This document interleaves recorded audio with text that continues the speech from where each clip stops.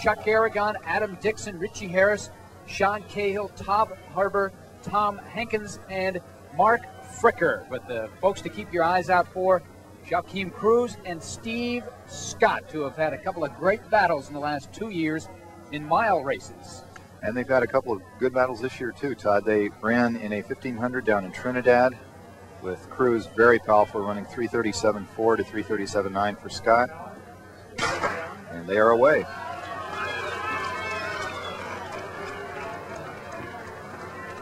And jumping out into the lead is Tom Hankins, running unattached. He's in the red uniform. Right behind him, Joaquin Cruz, Mike Boyd from here in Eugene, the ageless wonder. Methuselah Boyd. And he's been running well this year. This is true. At age 35. Bronze medal winner in the 800 in 1972 at Munich. So Hankins, Cruz, Chuck Aragon, Mike Boyd, Richie Harris, Steve Scott, and Steve Spivey right on his shoulder. It's Jim Spivey. Or Jim Spivey. That's right. Who was 5th in the Olympic Games, the leading American finisher last year in Los Angeles. Cruz, of course, some folks a little surprised at what happened last week when he was upset by Johnny Gray in the 800 meters. The first time Cruz had lost an 800 meters race in 2 years, almost 2 years. That's right, since the 1983 World Championships. Said this week that he's still in his base training, so he's not that disappointed with the time that he ran. In fact, his time is quite comparable to what he was running at this time last year. It's just the expectations of a gold medal that are a lot higher. Oh, that gold medal can weigh a ton.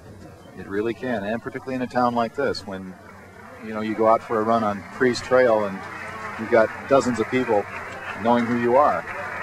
This is Hankin, who is continuing to lead, the pace setter with the Cruz, Boyd, Aragon, Richie Harris, Steve Scott, and Jim Spivey.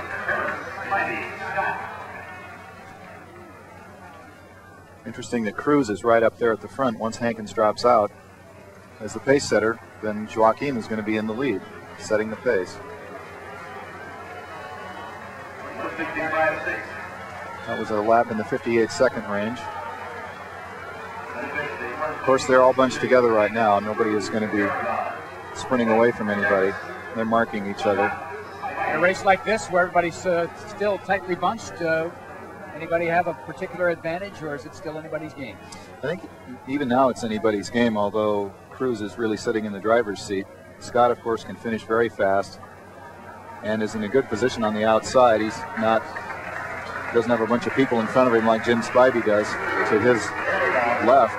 And now Scott moves up with a lap to go. Scott takes, well, an equal lead. How does that sound? With a lap to go. A lap to go, and it's Joaquin Cruz with Steve Scott and Chuck Aragon. 1, 2, and 3. Interesting that Scott went way out into lane 3 to pass Mike Boyd in the field to get in the position he wanted to be in going into the last lap. That's right. But that's what experience does for you, and Steve certainly has that. Top-ranked American at this distance, mile and 1500 the last 8 years. Chuck Aragon running a very good race at this point. And now the race begins. And now the race begins. Everything else was just preliminaries. Cruz, Scott, Aragon. Now, and here we come down to the last 120 meters. And it's an all-out kick. Look at Joaquin looking at that. Cruz. Here comes Scott. And on the outside is Jim Spivey. It's Spivey, it's Cruz, Scott, Spivey, and Aragon. So Cruz was able to hold off Steve Scott when Scott made his move with about 120 meters to go. And running in front of what are now his hometown folks, Joaquin Cruz, the winner of the men's 1500 meters. Interesting that Cruz, once the rabbit dropped out, was in a similar position to Mary Slaney in the 5,000. He had to do it all himself, leaving Steve Scott just to get in position, get ready for the kick. But Cruz was able to hold him off. You notice a couple of times on the home stretch, Cruz looked over to check out where Steve was, as if to measure him, just know how much effort he had to put out. Well,